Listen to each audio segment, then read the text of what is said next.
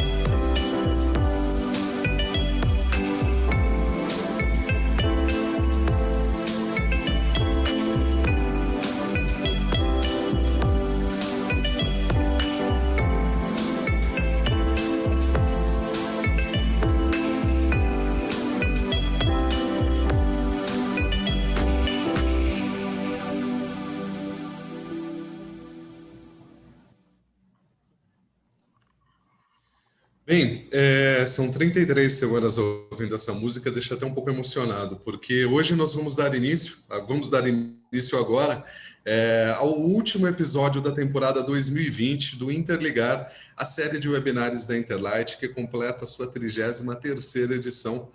Nós voltaremos em 2021 com uma nova temporada. Nós agradecemos aos presentes do Brasil e do exterior, pedimos que mandem suas perguntas durante a apresentação, nos ajudando a produzir o melhor conteúdo. Nossos cumprimentos também para quem está no futuro e assistirá pelo site da Interlight essa gravação, que assim como as outras 32 palestras que já promovemos, estão disponíveis nesse canal abastecido semanalmente com o melhor conteúdo das experiências e estudos compartilhados pelos nossos palestrantes. Esse evento é realizado pela Interlight Iluminação, fabricante nacional de luminárias arquiteturais 100% produzidas no Brasil e que oferece 5 anos de garantia em toda a sua linha de produtos. Com o apoio da revista Lume Arquitetura, totalmente digital e de acesso gratuito, sendo a pioneira em tratar exclusivamente desse tema no Brasil e hoje a principal revista do setor no país. Hoje temos conosco o Davi Aloy, diretor de marketing e produtos da Interlight. Olá a todos os participantes e presentes aqui. É uma satisfação compor essa mesa nesse dia junto com um professor, um profissional que eu muito admiro. Há alguns anos nos conhecemos e também agradecer o aceite desse convite, dessa participação, sabendo que o conteúdo já é de excelência antes mesmo da execução do mesmo. Obrigado, professor, seja bem-vindo. E olá a todos os participantes que tirem um maior proveito possível desse conhecimento. Bem, temos conosco também aqui o Sérgio Rodrigues, do Comercial Corporativo da Interlight. Olá, pessoal, bom dia a todos, bom dia, professor Mingroni. É um privilégio participar desse webinar e eu não tenho dúvida que vai ser sucesso de conteúdo, né? É um privilégio fechar essa série de webinários que nós fizemos esse ano com o professor Antônio Carlos Mingroni. Bom dia a todos. Bem, eu vou me apresentar aqui também. Eu sou o Ricardo Paiva, serei o mediador deste bate-papo, ocupando o lugar do nosso querido amigo Erley, que está aproveitando uns dias de descanso com sua família em um local remoto sem internet. Eu também hoje vou ter a sorte dele não falar da minha voz aveludada, que ele sempre diz, né? Sem essas piadinhas. Erley, quando estiver assistindo essa gravação pelo YouTube, receba meu abraço. Tá? Vamos apresentar agora o nosso palestrante, é uma honra tê-lo aqui conosco, dividindo seus estudos e experiência sobre arquitetura e iluminação. Engenheiro civil formado pela Escola Politécnica da Universidade de São Paulo, mestre e doutor pela Faculdade de Arquitetura e Urbanismo da mesma universidade. Com mais de 40 anos de experiência, lecionou a disciplina de iluminação por 38 anos. Comandou o programa de urbanização de favelas da EMURB, Empresa Municipal de Urbanização de São Paulo. Foi superintendente de planejamento da CDH, Companhia de Desenvolvimento Habitacional, e superintendente de projetos da CDHU, Companhia de Desenvolvimento Habitacional e Urbano. Trabalhos que o levaram a ter domínio de todas as etapas do processo, todas as etapas e processos de um projeto. Titular do escritório Mingroni Iluminação, um dos mais importantes, famosos e respeitados do país, e com quase 4.000 projetos realizados. Seja bem-vindo ao nosso webinar, professor Mingroni. Obrigado pela acolhida, é um prazer. Só tenho a parabenizá-los pela iniciativa das 32 anteriores webinars. Eu acho que estão cumprindo um papel muito importante da indústria, na formação de profissionais, na divulgação do conhecimento, e por toda a relação de amizade que nos coloca em presença com vocês. É de muito prazer estar aqui hoje e poder compartilhar algumas reflexões sobre o tema da luz. Bem, obrigado pela participação, professor. Vamos iniciar nossa apresentação, mas antes eu quero lembrá-los do que sortearemos no final do evento uma arandela Quasar da Interlight, e para concorrer basta postar uma foto assistindo a palestra marcando os perfis no Instagram, @interlight.oficial, @revista Lume Arquitetura e @Mingroni Iluminacal. Vamos colocar os perfis no chat para que façam suas publicações, tá? Vale tanto no Stories quanto no feed. Bem, vamos lá?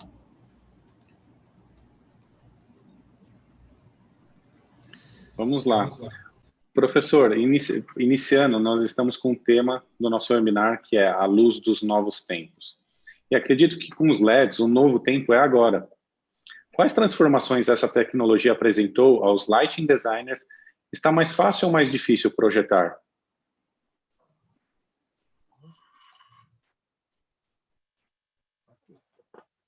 Realmente, Davi, os tempos chegaram, eles são de um passado recente em termos de lançamento, né? Decorrem de 10 a 15 anos atrás, quando as primeiras iniciativas puderam ser lançadas ainda experimentalmente, com potências muito reduzidas, mas que até, a meu ver, pessoalmente, na época eu falava, puxa, será que isso vai superar aquela família enorme de lâmpadas convencionais que nós tínhamos? E, surpreendentemente, num período de tempo muito pequeno, essa vanguarda se fez realidade, acessível comercialmente, e mais ainda, eu acho que um dividendo dos maiores que a gente tem no advento e na promoção desta nova tecnologia de produção de luz foi a democratização do processo. Então, hoje nós podemos contar com inúmeras empresas no mundo inteiro que se fazem, não no sentido menor da palavra, de montadoras, mas como montadoras vem um design por trás disso, vem uma engenharia de produto.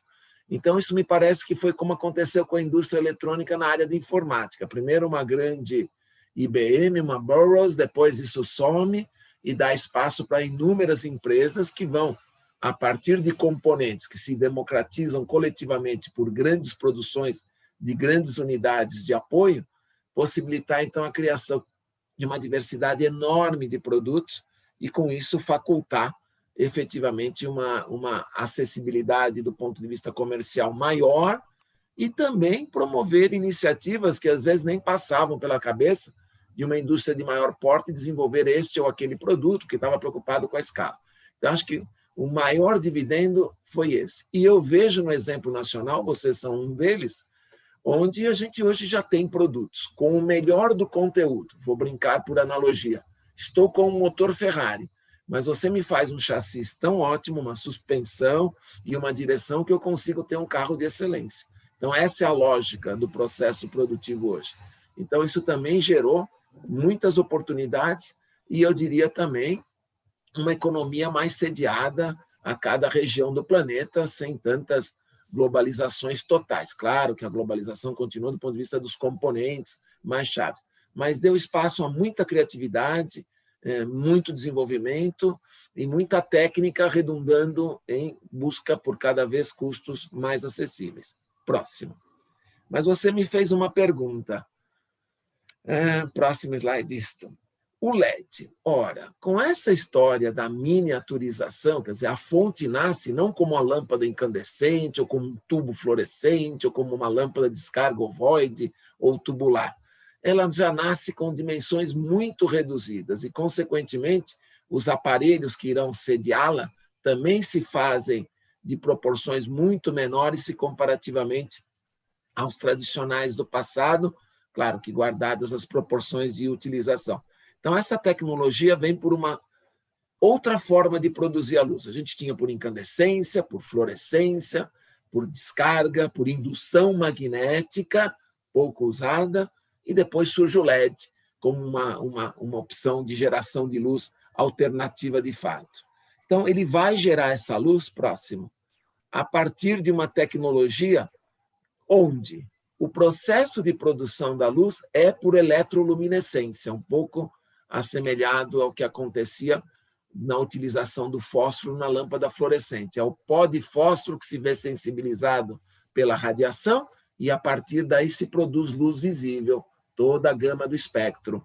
É o fósforozinho amarelo depositado lá no microchip do LED que vai realmente fazer toda esta química adequada de luz. Então, começa por aí um processo novo que vai gerar, primeiro, na forma em que ele vai se dar fisicamente, trazer grandes economias de energia.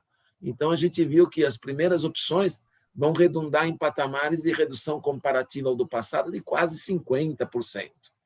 Depois, a fonte se miniaturizou. Então, lá dos nossos ensinamentos da ótica física, quanto mais pontiforme, mais pontual for a inserção numa lente, num refletor, tanto mais a teoria física da ótica vai se pronunciar com aproveitamento máximo e com os resultados otimizados. Depois, surpresas. Até então, as nossas fontes bailavam em 20 mil horas, 10 mil horas, enquanto vida útil, excetuando as lâmpadas de indução magnética, que chegaram a 50, 60, mas tiveram pouca aplicação no mercado mundial, eu diria também. Então, algumas poucas versões de fluorescentes também aconteceram, nós até fizemos alguns projetos lá para Basílica de Aparecida, para a própria Faculdade de Arquitetura e Urbanismo da USP, quando eu fiz o projeto de reforma, introduzimos todas as lâmpadas fluorescentes T8 de 60 mil horas de vida útil. Então, com isto, até então, com meras exceções, as vidas não passavam de 10 a 15, a 20 mil horas, quando por excepcional. O LED vem já embarcado com 50 mil para começar nos primeiros patamares mais comerciais, chegando até 80, 90 mil em algumas situações de iluminação, aplicando LEDs em áreas exteriores. Então, isso também já foi uma revolução, efetivamente. Há que saber muito bem controlar isso a nível de projeto, como controlar os parâmetros para colocar em efeito a depreciação, sem também onerar demais o investimento inicial. 2, surpresa de novo, infravermelho, 0, quer dizer, todo o calor emitido não vai ao encontro do objeto, e sim vem em resposta a uma luz limpa, desprovida de radiação térmica. Entretanto, grande trabalho para a indústria, resolver isto lá para trás do LED. Como dissipar isso? Porque isso lhe afeta em termos de vida, em termos de fluxo, efetivamente. Ainda mais, 0 de ultravioleta. Que maravilha!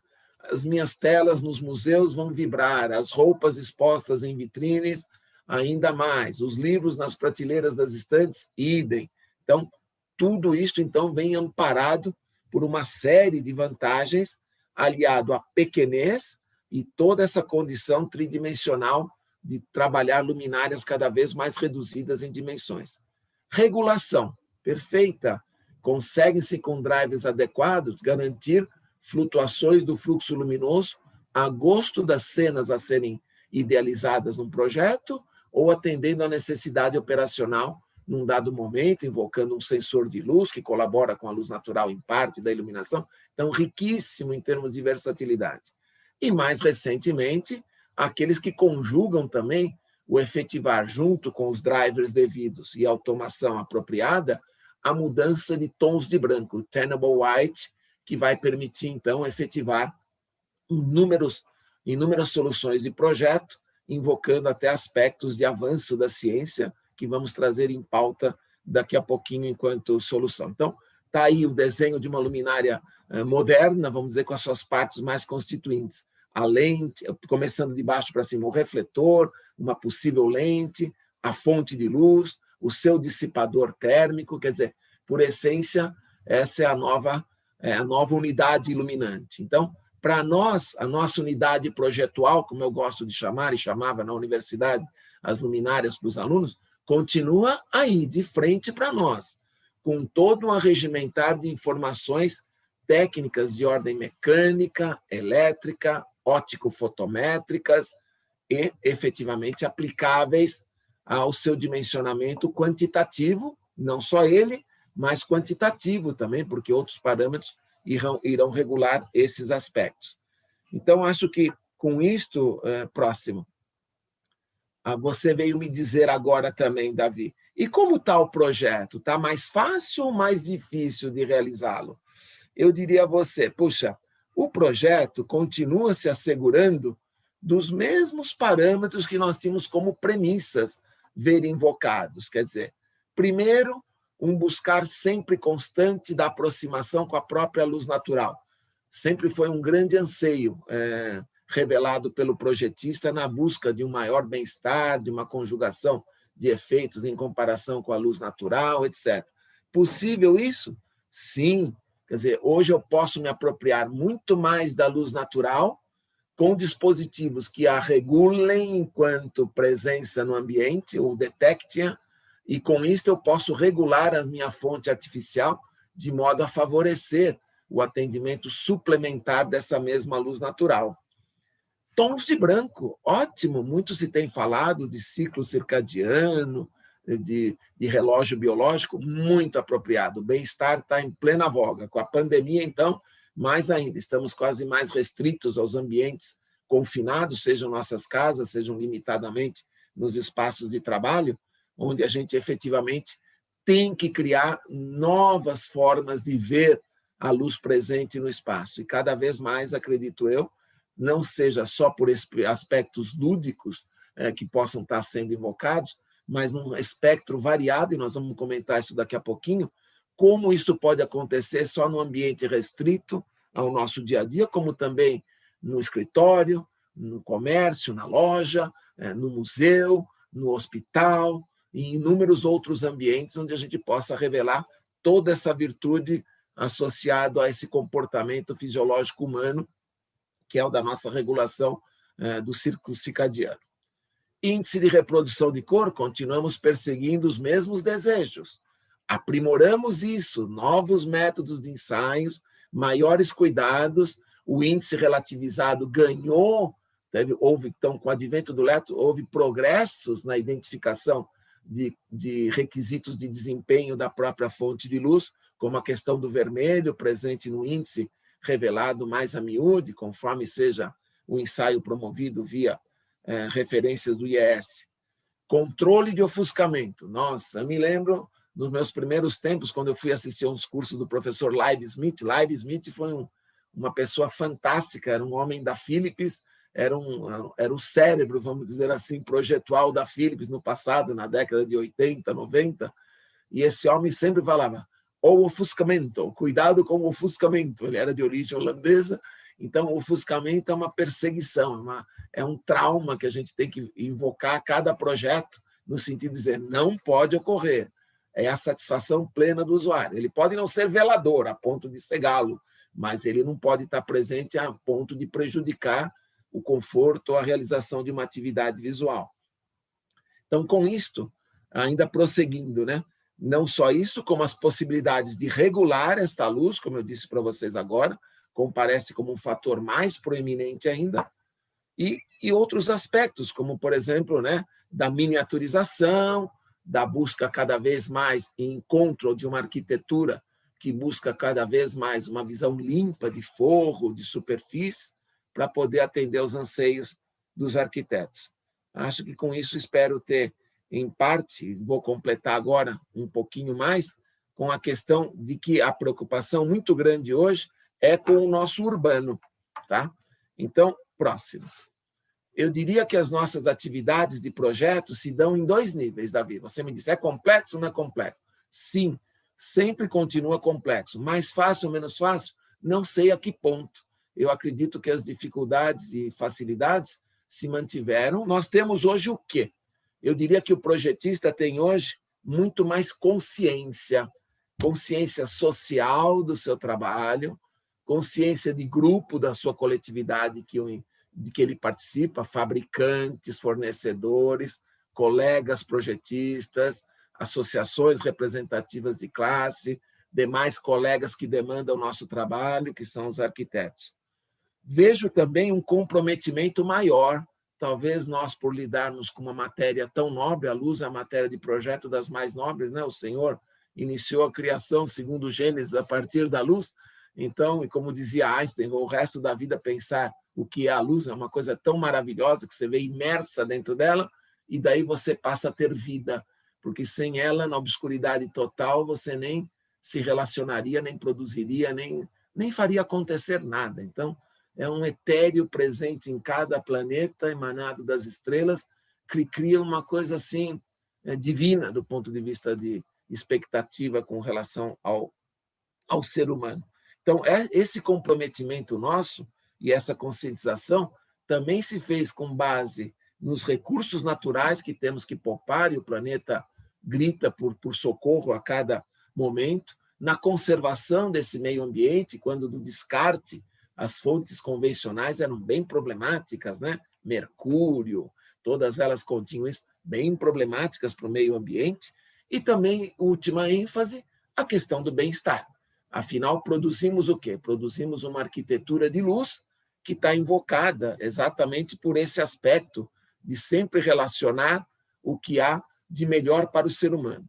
E nós, como forma de projeto, sempre entendemos a luz como sendo um poderoso instrumento para a criação de uma ambiência sempre mais agradável, mais confortável, mais sustentável, mais eficaz do ponto de vista das atividades, mais atrativa, quando assim a premissa for invocada desta forma, e que para nós, definitivamente, a luz se constitui como uma quarta dimensão do espaço mesmo, não há dúvida quanto a isso.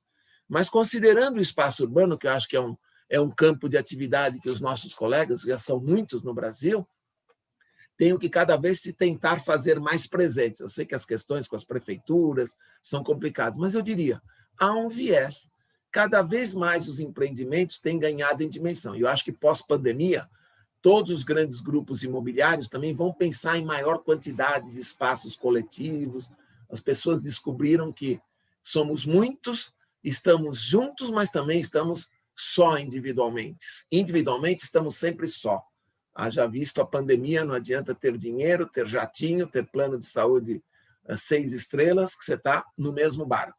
Então, essa consciência do coletivo foi muito boa. Espero que não seja um chacoalhar que nem a gripe espanhola, mas onde os meios de comunicação eram muito menores. Hoje há uma divulgação, uma interpretação de informações muito maior. Eu acredito que a humanidade vai dar um salto de reconhecimento do coletivo, da socialização necessária que se faz presente. Então, no espaço urbano, essas questões acho que têm que ser advogadas de uma maneira forte, seja porque o usuário tem gostos variados, então nós temos que promover flexibilidade de uso, atratividade, alternância, invocando todos esses parâmetros que eu manifestei há pouco para vocês. Então, é um futuro de desenho importante, lembrando que também cada vez mais os empreendimentos começam a fazer com que essas partes comuns de térreo, etc., se façam penetráveis pelo usuário público da região. A gente tem exemplos grandes aqui, nós vivenciamos 2 projetos bonitos, o Parque da Cidade, que é um complexo de edifícios muito interessante, muito cuidado com esse. Estamos vivendo um segundo agora aí com o Carrefour também nas proximidades, e o Jardim das Perdizes também, um conjunto de 36 prédios, onde você tem uma inter-relação do meio construído com o urbano local muito interessante. Então, cada vez mais há essa interpenetração do público com o privado, e essas questões se fazem oportunas de relacionar. Eu acho que com isso espero ter respondido às tuas questões, Davi. Muito bom, professor. Respondeu claramente e de forma bem ampla toda essa necessidade projetual e esses desafios que trouxe tanto para os profissionais quanto para nós, indústria. E um desses desafios na indústria é o controle da luz. Não só da luz, mas, como você já colocou, a intensidade, temperatura de cor, e hoje nós temos um lançamento que nós colocamos que temos o controle do facho, não mais estático. Então, você tem metamateriais sendo desenvolvidos com a qualidade de você fazer o ajuste, como você dimeriza no mesmo produto, é possível ajustar o facho, que é a nossa linha minimal, que nós estamos trazendo o beam free, que é o facho livre. Então, você vai de uma escala de 10 a 55 graus no mesmo produto. Então, são tecnologias que a indústria consegue oferecer para um maior controle do profissional. Então, e muito bem dito, a indústria tem que trazer essa facilidade também para você, de ajustes e essa questão de modificações de layout, necessidades do usuário sendo modificadas a todo tempo, inclusive com a pandemia, uma grande mudança também de necessidades da iluminação residencial, luz quente, de repente você está ali confinado para fazer um home office, uma luz branca necessária, traz todas essas necessidades. Agora, eu estendo a pergunta de controle, como você faz uso desses recursos de controle nos seus projetos? Próximo. Vou falar para você um pouquinho como a gente faz uso disso na maior diversidade de projetos que a gente tem aí de todo tipo, né? Como eles se encaixam ou não em cada situação. Então, falamos um pouquinho da área exterior, tá aí um exemplo, você bem disse agora. Que tal ter essa mutabilidade de cor, por exemplo, conforme a época do ano. Olha que lindo esse jardim visto no outono ou vista no verão. Por que não essa temperatura de cor ser facultada de uma maneira alternada? E mais também, por que não, e acontece muito nos projetos onde a intervenção do paisagismo ocorre, em fase inicial de plantio, o porte da árvore é 1. Daqui 10 anos ou 5 anos até, ela assume outra proporção. O que faço com o equipamento? Chegou lá, ficou escuro o jardim, está feio agora, vai ser a expressão leiga do cliente. Não, então está aí um desafio para a indústria, criar elementos de, vamos dizer assim, mutabilidade dentro da própria unidade, onde eu, como num computador, aumento a memória RAM, trocando o dispositivo adequado. Então, essa visão de montagem, de eletrônica do processo, vocês muito bem entenderão a fazer. Você disse bem também, né? As angulações, próximo, nas questões de iluminação interior, como nós já mencionamos, onde eu diria para você, tudo que a gente busca é bem-estar, sustentabilidade, economia de energia, variação de cenários, facilidade de uso, conforto visual, evidente, comodidade na operação e flexibilidade. Então, você já invocou uma coisa almejada. Eu mesmo vou apresentar uma imagem de um produto lançado recentemente no exterior e que você muito bem já está colocando. Nossa, me encanta isso, sabendo que você vem com um motor Ferrari nele, que é talvez um LED Nichia, vamos agregar um driver capacitado, e pronto, estamos no melhor do estado da arte, fabricando também carros competitivos com a Ferrari lá italiana. Então, isso me encanta, esse momento do LED fez assim renascer a indústria nacional, que vinha de um processo muito pouco científico. Estão aí os laboratórios, estão as novas gerações como você, um capacitado profissional aí devotado ao tema. É isso que faz mudar, como outras indústrias também foram pioneiras aí nesse anteceder. Próximo. Então, para nós, essa questão do uso no projeto tem uma dimensão enorme, né? Quer dizer, a miniaturização, a redução de dimensões veio trazer essa preocupação. Como alojar num edifício histórico tombado os aparelhos de iluminação para, sei lá, valorizar uma abóbada gótica dessa a mais de 30 metros de altura, sem isso desprestigiar a arquitetura que ali está instalada. Só com os recursos de uma tecnologia, como nós comentamos há pouco, somada aos vários dispositivos, é que você vai ter condição de promover isto. Tá? Então, no ambiente hoteleiro, na residência, no comércio, cada vez mais essa miniaturização e essa busca de efeitos variados de cenas, de temperaturas de cor e tudo que está implícito no que já falamos, vai estar presente.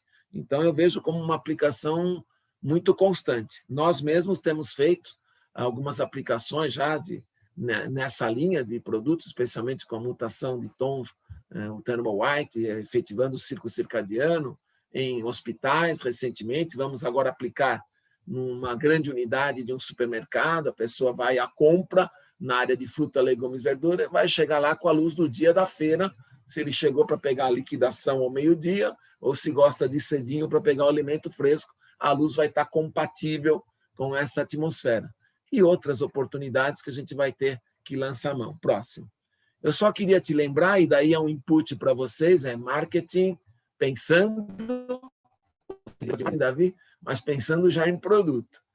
Hoje essa coisa, vou falar essa coisa, bem assim popularmente, da iluminação de emergência, conta às vezes com muito pouco desenho do ponto de vista dos aparelhos e muito pouca preocupação em invocá-la não na de sinalização, que mereceria designs cada vez mais refinados e progressivos, mas em utilizar a própria iluminação ambiente. Já fizemos isso, existem fabricantes nacionais que produzem os módulos de emergência, mas por que não como na indústria europeia? O senhor já vende uma pico, modelo tal, potência tal, com módulo ME, emergência, pronto. Já sei que ela vem com o módulo dela acoplado. Está aí um campo de atividade que pode ser ampliado, porque como vamos gostar de, no meio do mall de um shopping, não vermos nenhum bloquinho de iluminação saliente, ou que quiçá até embutido, mas desfigurando o desenho original de projeto. Então, acho que esse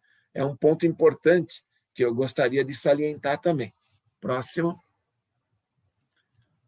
Agora foi o que você me perguntou, né? Como essa pequena dimensão vem se incorporando ao nosso projeto. Realmente minúscula, próxima, o que reduz os aparelhos a dimensões muito, muito singelas. Então, já temos em vocês linhas de produtos que concorrem com esse tipo, mas vamos aos extremos, né? A produção no exterior, por exemplo, imagina você um trilho embutido aí com 1,4, 14 milímetros. Olha que maravilha isso de minimalismo para poder aplicar num projeto. Fantástico. A regulação de ângulo, como você disse, segundo fachos variados. Está aí presente, de grande iniciativa e auspiciosa a vossa notícia. Próximo. Não só em produtos que se apelam do ponto de vista inseridos em trilhos, que seria uma primeira conotação com toda essa gama de ação, mas também em downlights. Tá? Já temos exemplos vivenciados embrionários no mercado nacional, mas gamas de produtos lá fora, primeiro com variações de ângulo, como já temos aqui, perfeitamente. Lentes adequadas, excelência no controle de ofuscamento, que também já está muito bem inserido. Agora, o que encanta é a miniaturização. Um downlight à esquerda com 3 centímetros de diâmetro. Com 6 eu já tendo qualquer situação residencial, na área de hotéis, com muita tranquilidade do ponto de vista de dimensionamento quantitativo.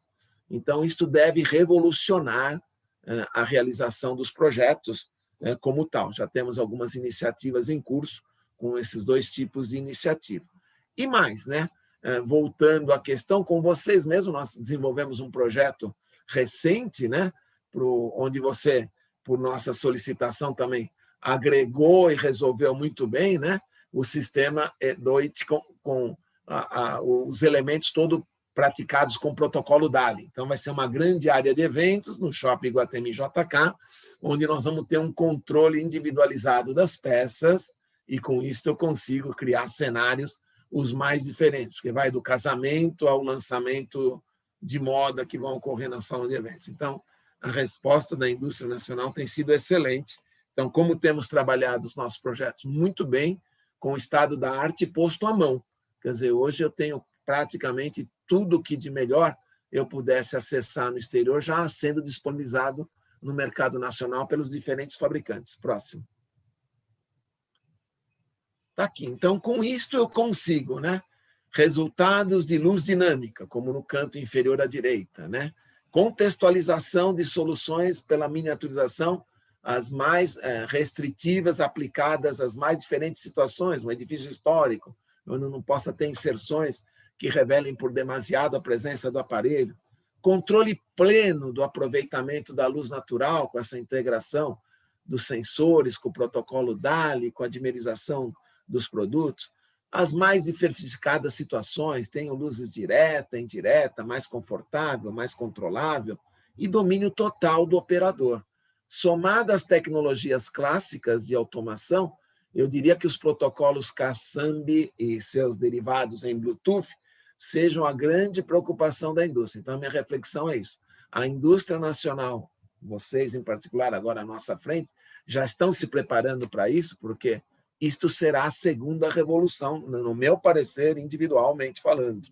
Eu acho que os sistemas clássicos de automação padecem aí de um engasgo tecnológico, porque com o Bluetooth, com os protocolos utilizando a sistemática Casambi, eu vou jogar as luminárias e, a partir daí, cada uma agregada da sua interface, faço miséria de novo, usando a paixão da humanidade, que é o celular, atualmente, e com isto, o iPad, que seja, eu faço tudo, faço cenas, faço os comandos de voz, limpo a minha instalação e mais, um eletricista normal instala tudo isso.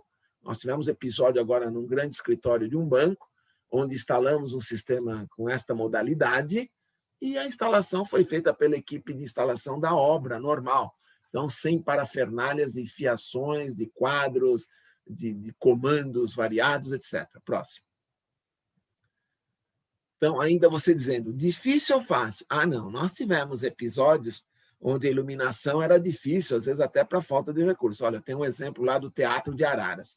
Quando o Dr. Oscar Niemeyer lançou mão do nosso trabalho, começava pelas formas, né? Era uma loucura, um teatro posto num cilindro com formas vamos dizer assim, delineadas alternativas no coroamento, e a plateia também, totalmente diferente.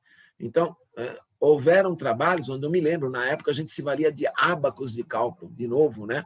Eu tinha uma bibliografia muito profícua nesse tema, tinham várias publicações holandesas traduzidas para o espanhol, e ali nós conseguimos calcular com presteza as coisas, porque não era um cálculozinho ponto a ponto, não eram superfícies iluminantes, superfície refletida, como ela joga a luz para mar.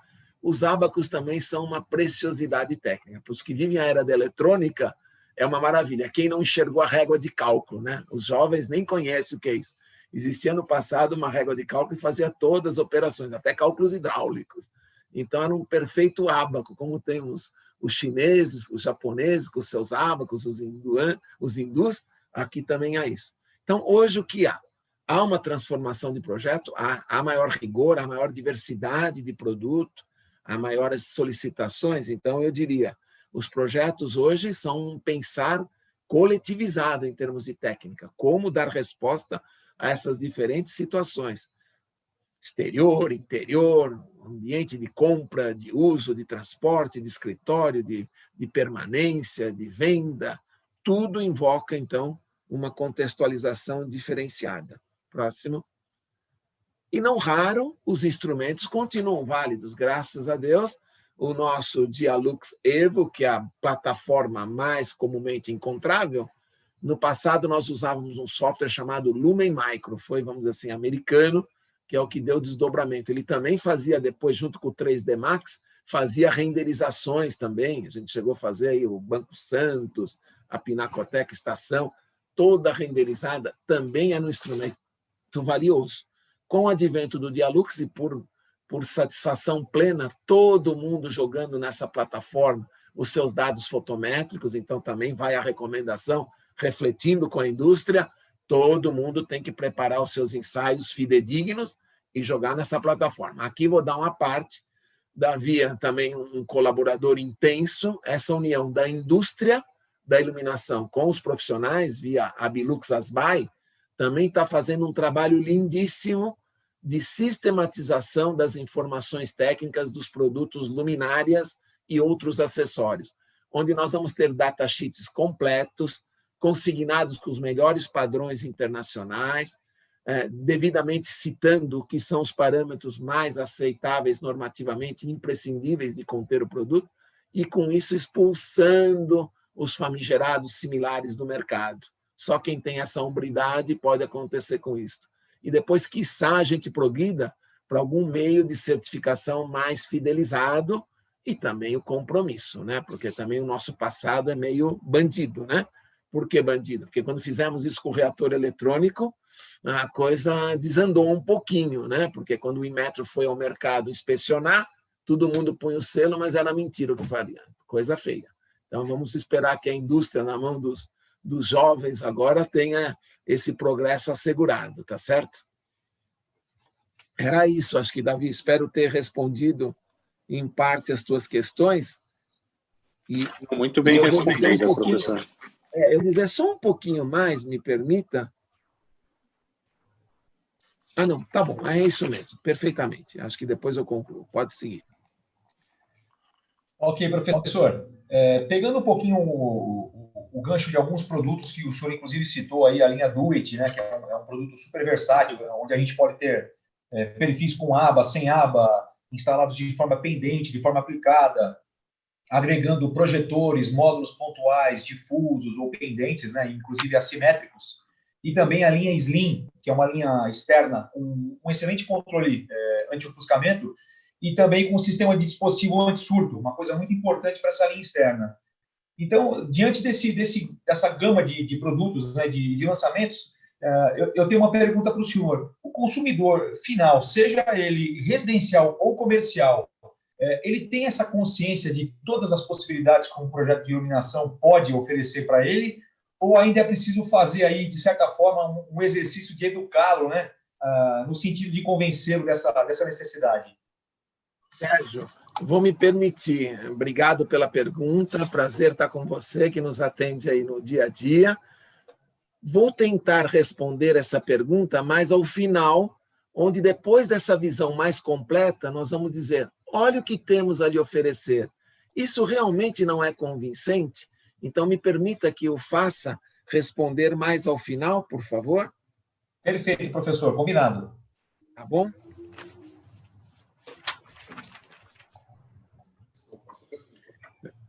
Professor, dando continuidade, muito se fala da luz dos novos tempos, que precisa ser focada na saúde dos usuários.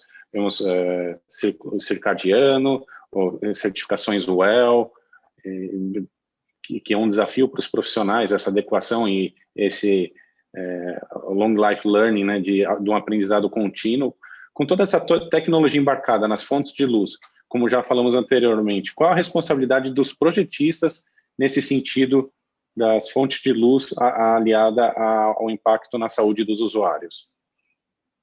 Muito grande, né, Davi? Eu diria que vamos dizer assim, a nossa nova, é o nosso novo ferramental projetual, quer dizer, ele cada vez mais vai ter que estar extensivamente posto a serviço indiferenciadamente dos mais diferentes ambientes, no escritório, na residência, no comércio, no varejo, como se diz, efetivamente, no ambiente de lazer e relaxamento.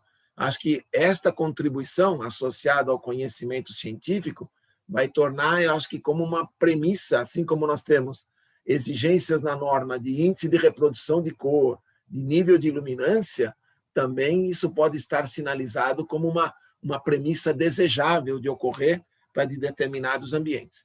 E isso, próximo, fazendo esta mutação da tonalidade, né? Próximo slide, isso. A gente já consegue ter respostas de excelência, né? Quer dizer, nós fizemos um trabalho aqui que foi o Hospital Vila Nova Star, onde toda essa tecnologia foi efetivamente utilizada na realização e na composição dos ambientes restritos à ocupação de todos os quartos de pacientes, unidades de terapia intensiva, e num diálogo muito intenso, eu conversei bastante com o professor Paulo Hoff, que é da USP e é diretor do grupo da Rede D'Or também, um eminente oncologista, dos mais famosos do mundo, onde a empolgação pela inclusão foi muito grande, tanto no Hospital de São Paulo, como no de Santa Luzia, em Brasília, que pertence à mesma rede. Agora mesmo nós temos uma profissional no escritório que vai iniciar um trabalho de pesquisa pós-ocupação para verificar como a resposta dos pacientes vai se dar ao longo do tempo. Então, aqui eu consigo, né, variar cenários do café da manhã ao receber visita pela manhã, passando pelo almoçar ou receber uma visita vespertina, para ler, para ver TV, para receber à noite, para a entrada do corpo clínico. Tem 8, 9 cenas por dormitório, tanto no iPad do paciente, que fica ao lado da cabeceira, como no keypad a entrada, o corpo clínico entra, ele já sabe que a tecla 4 é corpo clínico, a luz já se transforma, reprodução de cor tal qual é necessário, máxima, 98, e a partir daí luz branca, tal qual se recomenda para o exame de pele, etc, etc. Então, é tudo uma, entre aspas, né, uma magia de encantamento no sentido da resposta à luz. E lembrando que com isto, próximo, essa luz natural que vem a nós como matéria de projeto inspiradora tem um papel muito mais importante que apenas permitir ver e ser visto. Ela tem por trás dela todo este componente de inter-relação com os seres vivos humanos que somos, etc. Então, isto realiza o nosso metabolismo de forma mais apurada, mais avantajada. Então, também a iluminação natural é um compromisso nosso. Temos feito projetos para a adequação da norma de desempenho recentemente, também invocando as aberturas iluminantes. Então, também esse ampliar de formação nossa é importante. Nós já o tínhamos desde a universidade, mas nos casos específicos ela se faz importante de considerar efetivamente. Agora, próximo. Nada mais belo que a luz intimista, diferente da branca maravilhosa ao meio-dia, num céu limpo de praia brasileira, com todo esse encanto que ela produz de vida ativa, presente, mas também o aconchego da luz intimista, do romantismo, da sua introspecção criada, também se considera também não possível de deixar existir. Então, os mecanismos agora, próximo, vão exatamente próximo, reconhecer, né, nessa mutabilidade que a luz natural produz, essa composição com as próprias fontes artificiais, e a partir daí, né, apoiado de que, próximo, a biologia humana está diretamente ligada ao ritmo diário do Sol e que as descobertas científicas cada vez mais comprovam que a luz afeta o nosso sistema biológico. A incidência da luz pela manhã faz com que a gente esteja mais acordado e a ausência dela após o pôr do sol faça com que sintamos mais sono. Tudo isso nos obriga a buscar uma iluminação mais centrada absolutamente no ser humano, que é o grande lema atual, né? Human-centered lighting. Então, essa iluminação ela é intencionalmente projetada para promover não só um bem-estar psicológico do ponto de vista de alternância de cenários com tonalidades A ou B mais quentes ou mais frias, mas também invoca a saúde do próprio usuário. Então, é uma explicação muito simples, né, que a gente está dando. Próximo. Acho que você pulou. Isso. Onde, sei lá, a essência continua sendo a mesma, né, do ponto de vista de premissa de partido projetual. Condições visuais estão garantidas pela norma internacional. Essa normazinha que eu escrevi aqui, o 12464, é a nossa 8995, é a mesma. Europe Norm, é a norma de Lighting Indoor Workplace, tá? Indoor Workplace Lighting. Graças a Deus, a norma brasileira é cópia do que há de melhor cientificamente apurado. Depois, nós temos que somar a tudo isso os fatores psicológicos, tá? Que vão envolver o emocional da nossa solução. E, finalmente, os biológicos, que também temos que ampliar, assim como os alemães já o têm, amparatos normativos para regular a correta aplicação. Então, tudo isso invoca, numa somatória de ações, um projeto, um comissionamento e uma operação adequadas para que a gente possa avaliar efetivamente esses resultados a miúde. Próximo. Então, uma explicação muito simples, né, é que a luz azul ou em alta intensidade ativa o nosso corpo e reduz a produção de hormônio melatonina quando no período de descanso, por exemplo. Mesmo em ambientes mais escuros, a produção de melatonina também não é suprimida de todo, mas o nosso ciclo circadiano responde de maneiras aí alternativas. Vamos à próxima. Tá? Então, nós evoluímos em sintonia com o Sol, efetivamente. Isso vem desde os nossos tempos primitivos. Então, quando o Sol nasce, os níveis de luz aumentam, o nível de melatonina em nosso sangue diminui e ficamos mais ativos. Depois do pôr do Sol, e na ausência até de luz artificial, o corpo irá aumentar o nível de melatonina em nosso sangue e, como resultado, ficaremos mais sonolentos. Então, tudo isso é o grande anseio de buscar essa inter-relação entre o ser humano e a solução de iluminação. Próximo. Então, está aqui. Hoje, a gama enorme de dispositivos, né, vai nos permitir, diferentemente do passado, quando você dimerizava 2 ou 3 fontes de luz e fazia uma mescla de tonalidade, e você não conseguia garantir para uma dada temperatura o mesmo nível de fluxo luminoso da outra, porque as 3 unidades básicas de fontes de luz, lâmpadas inseridas na luminária, estavam em dimerizações diferentes. Hoje não mais isso.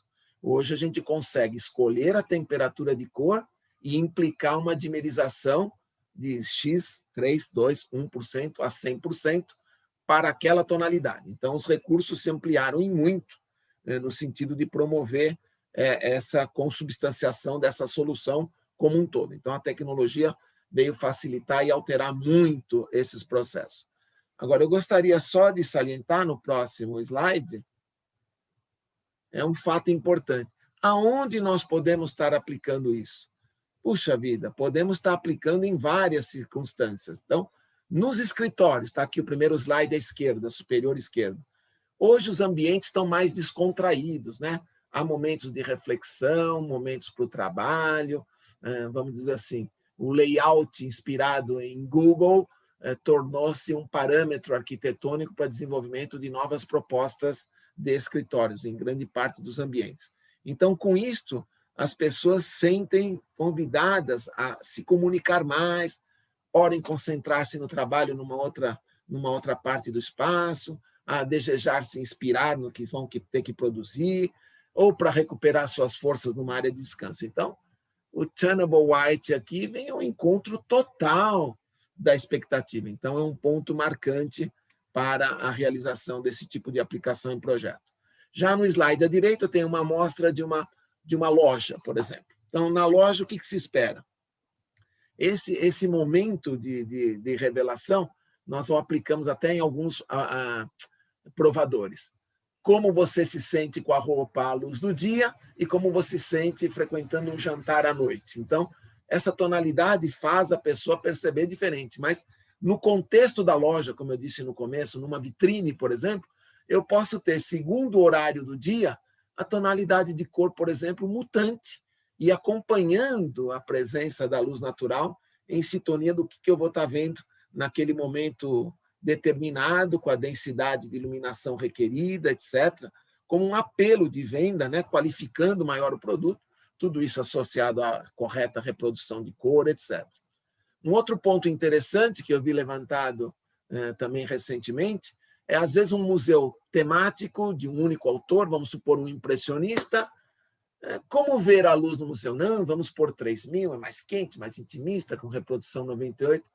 Mas a pergunta é, como a obra foi pintada? Será que não foi num contexto de luz natural, com temperatura 4000, 5000? Então, também os recursos da mutabilidade dentro de um espaço expositivo, fazendo variar isto, também, sem dúvida, comparece como tal.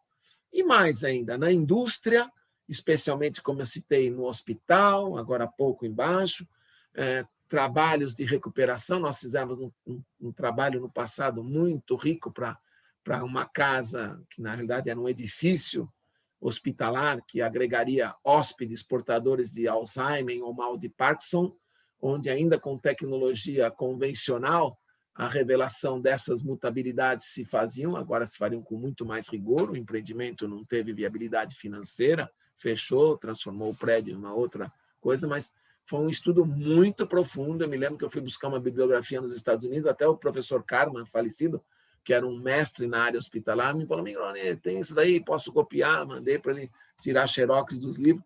Então, foi um trabalho mergulhado que hoje também pode ter horizontes novos para novas iniciativas desse tipo. E no espaço familiar, né?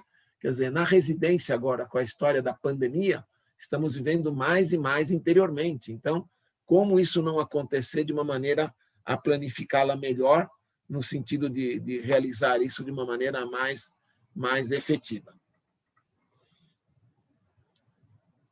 Era isso, espero ter respondido. Perfeito, professor. Ainda no tema do nosso webinar, né, Luz nos Novos Tempos, como os projetos de iluminação estão inseridos nesse novo normal, né, estabelecido pela pandemia do coronavírus? Essa iluminação tem e terá papel diferente nas residências, escritórios e até mesmo nos comércios a partir de agora? Sim, eu acredito também que, além da iluminação convencional, aquela que tem apelo na desinfecção também possa concorrer, nos momentos adequados, à revelação de um papel importante. Várias publicações têm se dado, vários grandes fabricantes já têm lançado produtos, onde a gente tem aqui coordenar isso desde a logística do embalar um produto para distribuí-lo em casa, como está sendo rotina, que não adianta, você não vai ao vírus, o vírus vem a você por delivery. Não pode. Então, esse cuidado também tem que ser tomado e realmente há um novo pensar, mas eu acho que isso vai extrapolar a pandemia, porque acho que vamos tomar uma consciência de convivência global maior e que a gripe de um pode afetar o estado de saúde do outro que está do outro lado do hemisfério, tudo passa a ser muito mais interligado nesse aspecto. E, em especial, não só nos ambientes de produção, de trabalho, que estão representados pelo slide, seja na indústria, no comércio, na distribuição de produtos, mas também o próximo, a realidade que estamos enfrentando nos ambientes de trabalho, eu acho que faz mudar muito a nossa conceituação, desde o produto imobiliário residência, que agora tem que se ver agregado de novos espaços de apoio, crianças estudarem, não permanentemente, vão voltar à escola, mas o ambiente do home, eu, por exemplo, me decidi não ir mais ao escritório, no bom sentido, né? Mas acabar a frequência, porque instalamos tão bem o home office em casa, já trouxe até a minha biblioteca aí, que tinha uma imensidade, 2.000 livros já estão postos aqui em casa numa suíte, fizemos já toda uma mudança, porque nem justifica mais, né? Quer dizer, você faz uma reunião com 30 pessoas pela manhã com um cliente e ninguém gastou combustível, poluiu o ar, poluiu sonoramente o espaço urbano. Eu acho que há um reviver disto, até por economia. Tem cliente que nos pagava passagem mensalmente para uma reunião que você faz em 2 horas por aqui, acabou. Hotel, passagem, avião, embarque, desembarque, check-in. Estupidez. Até demoramos para descobrir os recursos que tínhamos. Então, eu acho que isso vai fazer uma mudança grande e vamos apreciar mais, né? Você viu como cresceu as vendas de objetos de decoração. Eu fui fazer umas molduras de quadro, falei, estamos em falta, tem uma procura enorme. Todo mundo cuidando mais do seu hábitat, vivendo um bem-estar maior, convivendo melhor com os seus. Eu acho que isso é um ponto positivo. Então, nós também, como Luz, temos que gerar esses recursos. Aí, de novo, vem, né? As tecnologias econômicas de automação associada a tudo que dissemos. Para mim, não há uma dissociação entre a iluminação e os processos de controle. Eles têm que estar, na concepção do projetista, intimamente ligados. Por isso que a gente nem deixa. Não, a automação instalou, vai lá. Pera, quem vai fazer as cenas é quem projetou a iluminação. Nós que sabemos o que queremos. Não o cara pôr uma cena, aqui é para o home, aqui é para ler. Não, não, não, não, não, não. Tem toda uma conceituação de leitura do espaço, de atividades, de impressões, de sombras, de destaques que têm que ser revelados pelo autor, pelos autores do projeto. Não tem como. Então, nós nos sentimos agora, eu pus a pessoa bem ao lado da foto para dizer, ó, temos um mundo residencial, mas você vai ter que ficar numa caixinha para produzir. Como você vai fazer isso acontecer? Próximo.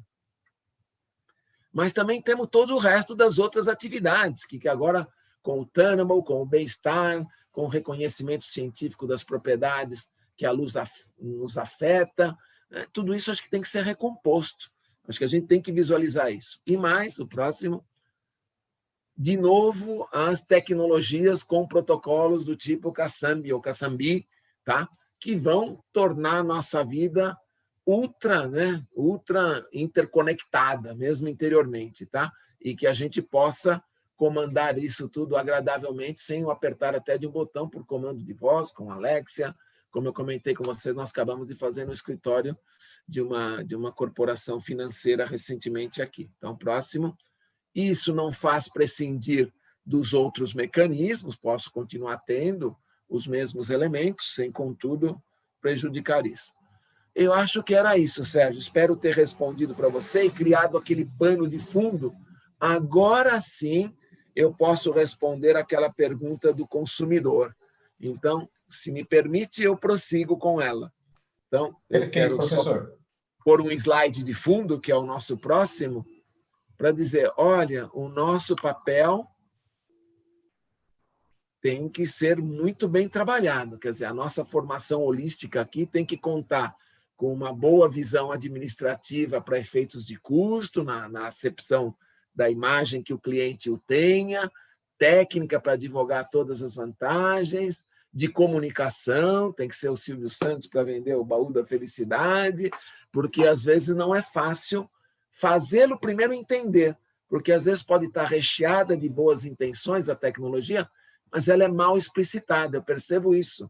Então, às vezes, você não a caracteriza por exemplificação ou por coisa, não, vou te colocar um protocolo tal, fazer isso, eu vou tomar... O mecânico fala, olha, a injeção eletrônica rebate para o pistão e aí manda um comando que manda para o sensor. Não entendi nada, amigo.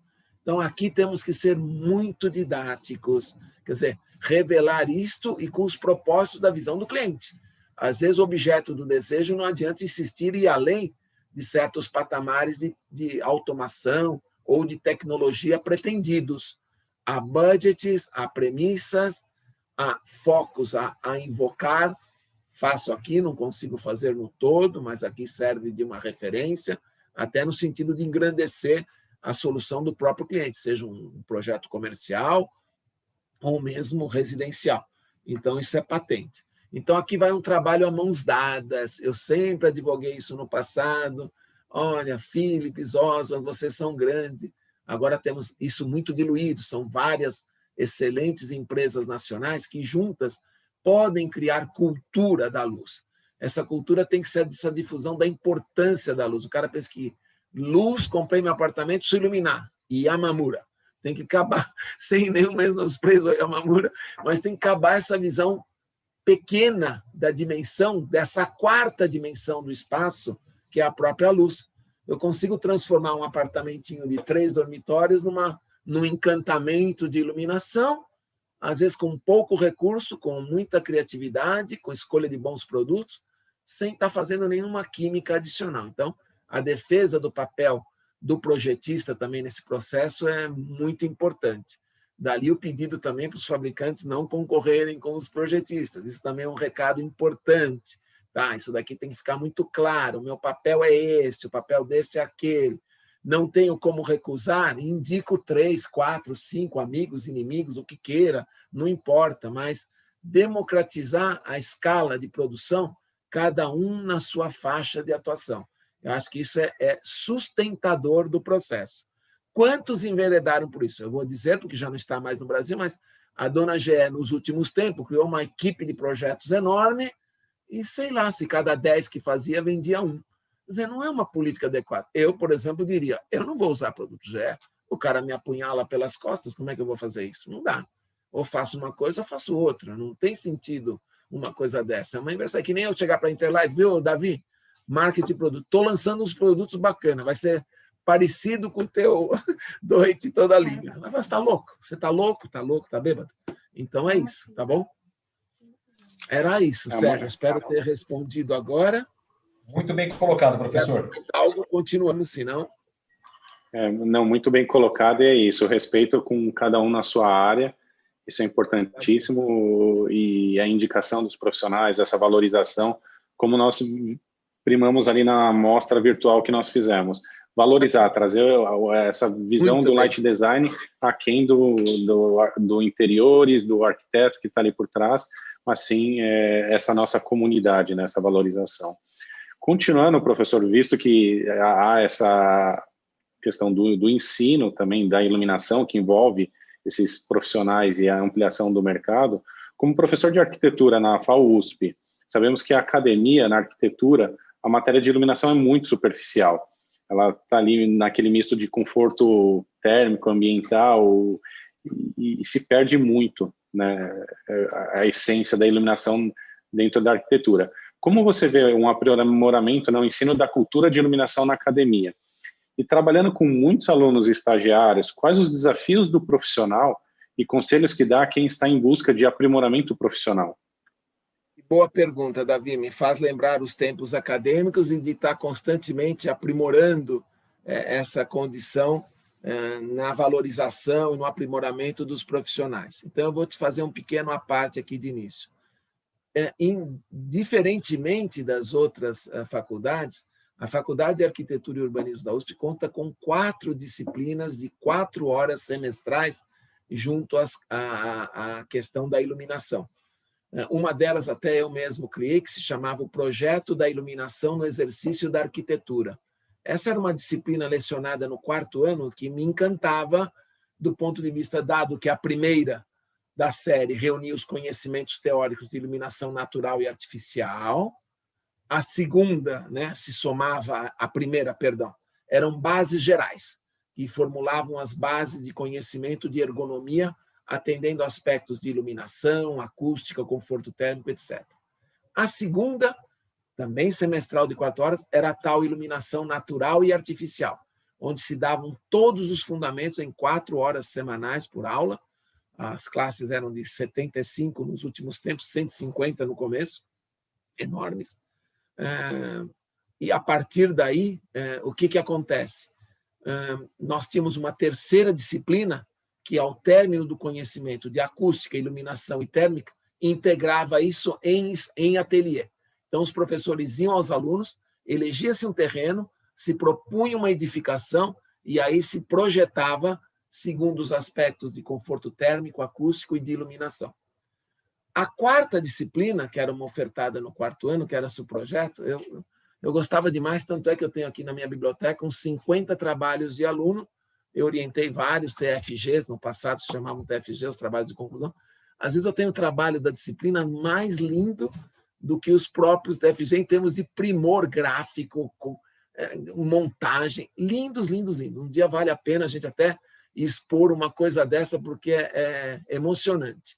Como é que era a metodologia? Que eu acho que serve para algum curso ou para operação mais virtual no escritório em treinamentos de equipes. Qual era a minha metodologia? Era a seguinte: cada equipe de 3 a 5 alunos elegia um tema. Hospitais. Ok, então vem a equipe conversar comigo. Qual era a metodologia? Primeiramente, cada equipe escolhido o tema vai identificar 3 empreendimentos hospitalares. Ela escolheu hospital, o outro escolheu hotel, etc. Einstein, Sírio e São Luís, pronto. Aí vamos pedir autorizações, tudo isso era normalizado, com a correspondência pronta. Os alunos iam visitar os hospitais com um questionário da Comissão Internacional de Iluminação a tiracolo, com o luxímetro em mão, e iam avaliar aspectos qualitativos e quantitativos de várias situações encontradas. Cheguei na recepção do hospital A. Nossa, o que acontece? Que nível alto, baixo, médio comparavam com a norma. Tudo isso era registrado depois num documento, uma monografia temática. Mais que isso, entrevistava os usuários. O que você acha? Pelo menos os operadores que são constantes. E isso os fazia reconhecer todo o universo diversificadamente em 3 ambientes. Segunda parte do trabalho, aí produzi uma monografia temática. Aí tinha os atendimentos semanais, onde eu indicava a bibliografia. Então, olha, sobre hospitais, vamos ler o primeiro documento do IES. Olha, tem uma publicação na revista Architectural Record, e era variado. Nos últimos tempos, eu pegava os alunos e iam com eles na biblioteca para mostrar as estantes. Era meio paranoico. Então, olha, aqui está a revista DOMS, aqui está a Architectural Record, aqui está a CREE, aqui está qualquer outra revista importante, a AIT alemã, que é super bonita também. Então, uma série de revistas, pesquisem, vai no índice bibliográfico anual. Aí você tem o sumário de todas as matérias do ano. Oh, apareceu um hospital em Hanover, como é que é? Tem que ter repertório, tem que ter repertório. Para que tudo isso? Aí eles compunham uma monografia, eu brincava com eles. Olha, no fim do ano, essa monografia vai ser apresentada no IAB para um grupo de arquitetos, onde vocês vão falar sobre iluminação em hospitais. Então, saía um trabalho teórico, fruto da bibliografia recolhida, com fotos, com imagens, e que se exemplificava nas 3 visitas. Então, se estava bom o nível, não estava, satisfação, ou mesmo questões que às vezes invocam um parâmetro e que depois possam ser outro. Então, lindo, lindo, lindo. Então, tinha a primeira parte da avaliação, era essa monografia. 50 a 100 páginas no mínimo, tá? Tinha uns que punham até o cartão de visita do hotel, quando teve uma equipe do hotel, nossa, gente, demais, que se encantaram com a diagramação da comunicação visual. Pronto. Segunda parte do trabalho, elegeremos um hospital, nenhum dos 3 visitados, vamos ligar lá para o professor Zanettini, que projeta muito hospital, vamos tomar um hospital dele? Vamos. Aí eles recolhem plantas, cortes e elevações, não do hospital inteiro, mas, sei lá, planta de 2 andares tipos, ou 2 andares, não tipos, 2 andares tipificadores, o térreo, um andar de dormitórios, o subsolo, por exemplo. Cortes, elevações, memorial de acabamentos. E aí, sentado com eles, elegemos 10 ambientes onde eles calculavam até o final, com Dialux, escolhendo a luminária de mercado. No meio do caminho, habitualmente, a gente visitava 2 ou 3 indústrias. Íamos a Osram ou a Philips, íamos a qualquer outro fabricante, a Lumine, visitávamos a indústria para poder fazer um approach de produto, conhecer de perto, afinal eles estão vivenciando o assunto pela primeira vez. O cara está na autoescola, nunca viu um carro, sentou lá, a obrigação do instrutor é explicar ao máximo. Então eu tentava fechar um ciclo de conhecimento completo, abria essa possibilidade, recolhiam catálogos, nossa, mas saíam trabalhos maravilhosos. E no final do ano, cada equipe apresentava todo o seu trabalho e era honrada com a avaliação que lhe dava. Então, isso eu achei que era um instrumento muito precioso. A parte disto, já com a tecnologia eletrônica embarcada, eu vejo na ação dos nossos profissionais muita falta do desenho. Gente, lapiseira na mão, vamos trabalhar mais o desenho, ele é inspirador, ele é revelador da primeira intenção, ele é resultado de uma arquitetura de luz que se pretenda como 4ª dimensão do espaço. Não é só também pôr no Dialux, calculou, deu 4, deu 5. Deu 4, é iterativo o processo, não é? Paga mais, fazer mais uma vez? Não. Faz com 2, faz com 3, faz com 20. Tem que simular, claro que dentro de parâmetros racionais, senão o teu coordenador vai te matar, que você está perdendo tempo fazendo coisa de bobagem. Mas é uma riqueza enorme. E depois, saber ler o produto. Nós tínhamos uma aula que era como ler um catálogo. Eu pegava um catálogo de uma grande indústria internacional, sei lá, uma indústria italiana de renome, onde o catálogo realmente, o que nós estamos fazendo de datasheet, já está lá há 10 anos, completo, com tudo, onde você entende quais são as respostas do produto, o que é um IP, o que era uma referência chamada UTX, vocês nem tem agora, que regulava espaçamento, altura, entre o que é a curva de distribuição fotométrica, o que são as luminâncias em dadas direções. Completo. Então, o cara sabe, ele sabe ver o remédio, ele sabe ler a bula e saber se essa medicação vai servir a isto ou aquilo. Então, falta muita leitura, falta mais exercício projetual, falta saber ver a arquitetura. Bruno Zev, ou ver a arquitetura também, é do ponto de vista da luz como observação. Tenho que observar muito, fotografar muito, ler muito o que se pretende como resposta, não cair nas mesmices. Então, esse é o recado. Somado a isso, próximo, eu acho que nós temos um mundo de publicações enormes. Primeiro, as revistas especializadas, sejam as nacionais, de excelente nível, todas elas, respondem muito bem. Eu acho que tem que ser matéria de leitura mensal, bimensal, de cabeceira. Não posso ficar atualizado se eu não leio isso, no mínimo, do que está acontecendo. Depois, as revistas de fora, uma amplitude maior. Então, nós começamos pela linguagem americana, o Light Design Application, que é a revista do IES. Quem é sócio, estudante ou membro também pode tê-lo. As outras de outras origens, a italiana, a espanhola, a francesa, que são maravilhosas. E as publicações, né? Você entra no site do IES, compra com facilidade inúmeros papers, que são recomendações práticas de projeto, além de publicações mais refinadas. E a própria, finalmente, só para concluir, próximo, Davi. Isto tem que estar atualizado. Olha, eu brinquei com isso, porque a gente postou num story essa semana. Olha, os últimos 3 livros que me chegaram, eu comprei sábado passado na Itália, Amazon.it, não adianta ficar só na Amazon.com, que não tem. A francesa tem publicações ótimas, a espanhola também. Está aí, 3 livros da Itália, recentíssimo lançado. Tem que ficar, como dizem vocês jovens, antenado, se você quiser ficar no melhor do estado da arte. Então, é isso que eu recomendo. Leitura, observação e trabalhem mais o desenho. O desenho é a alma, né, de um projeto, efetivamente. Tá? Nós temos que revelá-lo também por palavras. Quer dizer, quando eu tenho a minha solução concatenada por palavras, eu sei que eu estou num caminho de compreensão e de venda da minha ideia favorável. Era isso, gente. Eu agradeço muito a oportunidade. Foi um prazer poder dialogar e refletir essas questões com você. Meus cumprimentos a toda a equipe da Interlight, pelo estágio em que se encontra, tecnicamente falando, e por toda a resposta que tem dado ao setor e a nós, especialmente aqui no nosso escritório. Muito obrigado, professor. Ainda temos algumas perguntas do público aqui para colocar, o Sérgio vai colocar para nós, mas essa questão da literatura é bem importante e hoje a IES até liberou essa semana que nós recebemos, que você faz uma assinatura e tem acesso a todas as normas, e você não compra mais individualmente. Esse Light Library. Isso, exato. Light Library, exatamente. Isso, e para nós é uma vantagem que você tem um acesso anual a toda a biblioteca presente e se mantém atualizado. É muito bom isso. São algumas iniciativas que tiram algo fixo, que o LED traz uma mutação, cada dia uma renovação, e aí estar com o material ali atualizado é muito bom. Muito obrigado por esse conteúdo, Sérgio. Vamos lá. Eu queria até, dentro desse gancho que o professor falou de se trabalhar o desenho, né?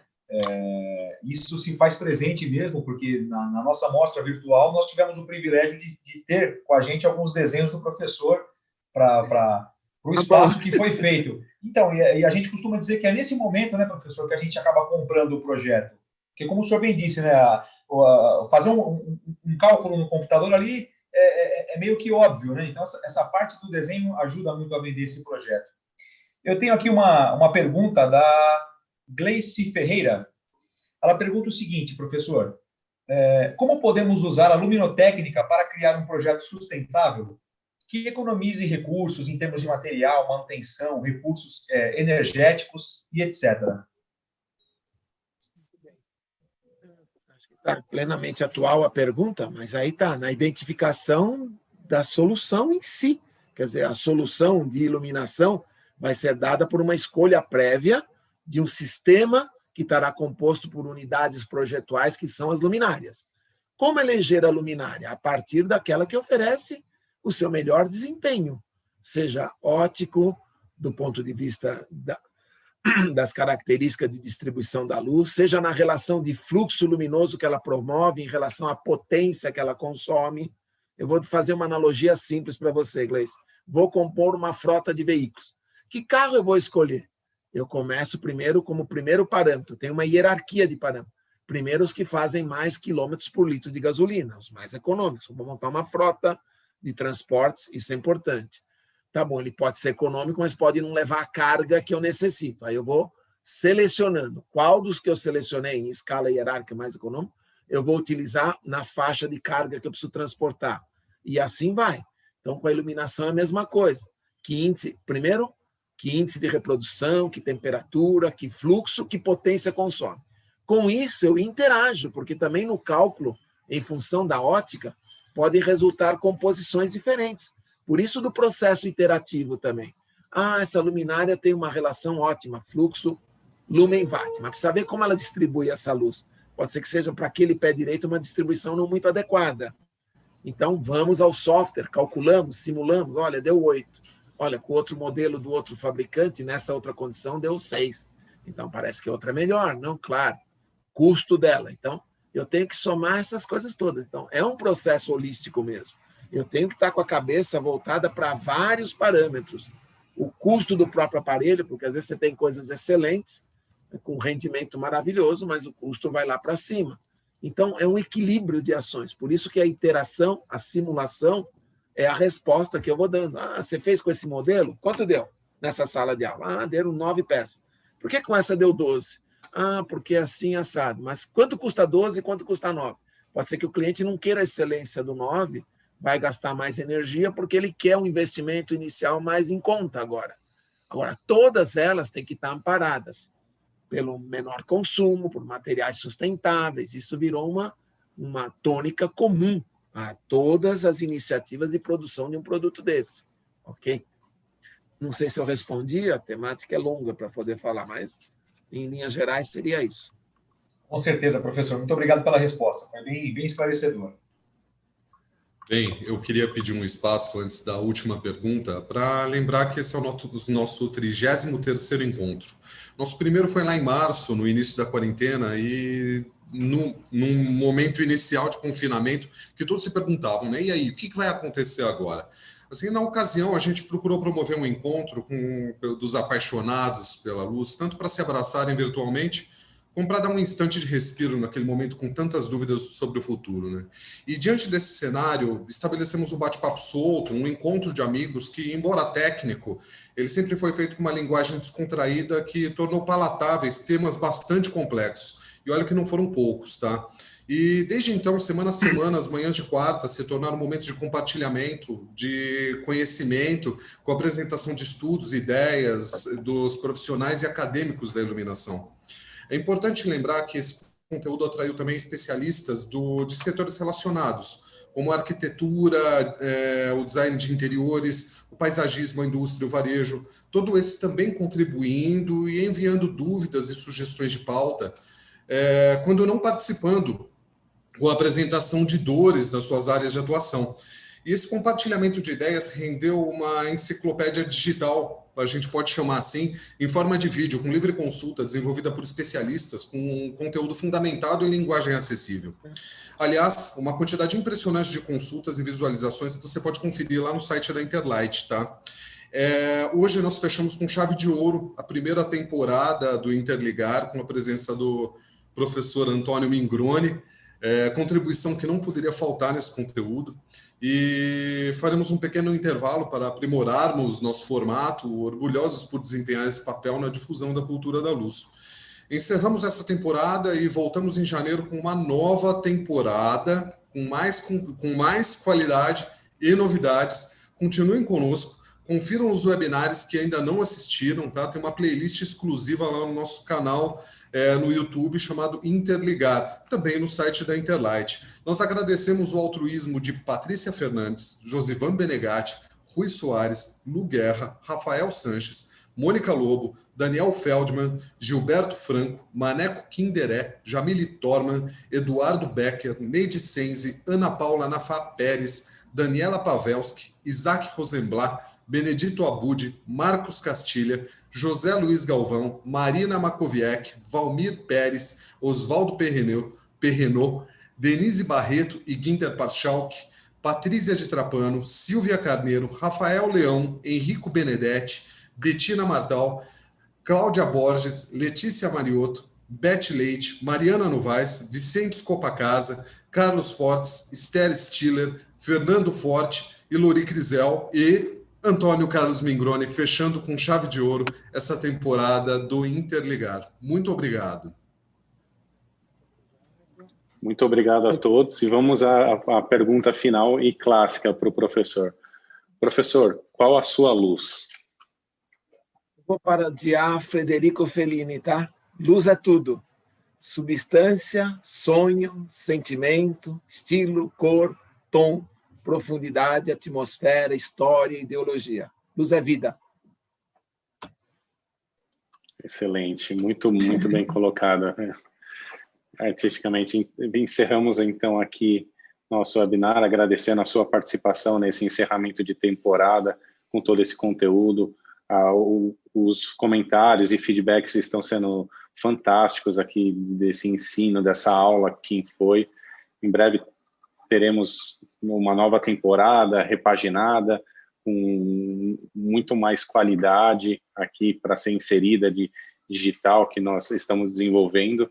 Esse pioneirismo. Agradeço a todos que participaram desde o primeiro até agora, também que estiveram conosco e tinham cravado em suas agendas a quarta de manhã, que eram as quartas iluminadas, que tinha esse espaço reservado, mesmo com a retomada pós-pandemia, assim podemos dizer, ali estão aqui presentes ou assistindo posteriormente, mas junto conosco aqui, agradeço cada um de vocês que acompanharam conosco essa temporada. E esperamos tê-los em janeiro, vocês novamente conosco para essa nova temporada, com grandes novidades que virão aí pela frente. Ricardo?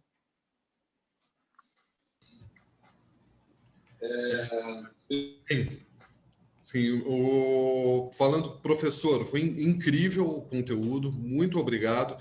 Eu acho que vai além da iluminação aqui, acho que tem alguns ensinos aqui que vão para a prática da vida comum. Assim, muito obrigado por compartilhar isso com a gente, tá? É uma honra tê-lo conosco e já fica o convite para o ano que vem também, que a gente quer um retorno do senhor para tratarmos de outros assuntos, por favor, hein? Tá ótimo.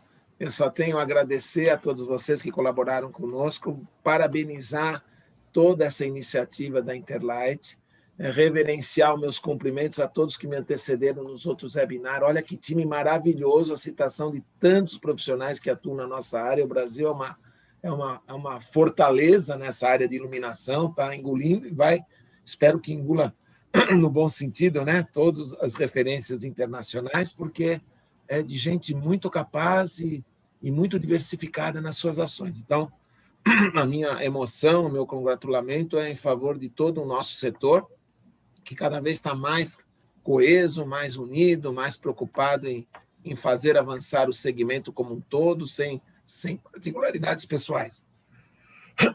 Meu muito obrigado e meus parabéns a vocês pela iniciativa, extremamente auspiciosa e louvável. Muito obrigado. Muito obrigado, professor. Sérgio? Obrigado, professor, e a equipe também da Interlight. É um privilégio ter uma manhã como essa, né, de aprimoramento de conhecimentos.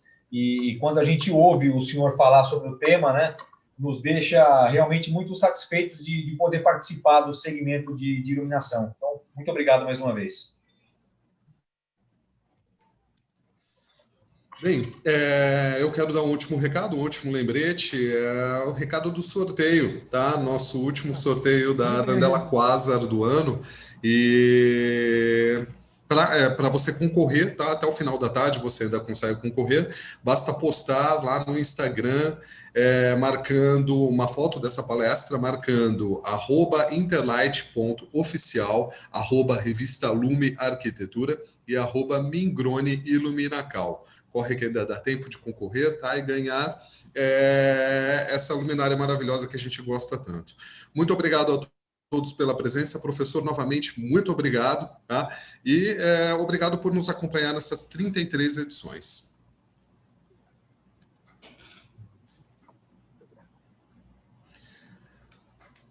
Uma ótima semana a todos, um ótimo dia e marquem na agenda aí, quarta-feira, tá? 10 da manhã.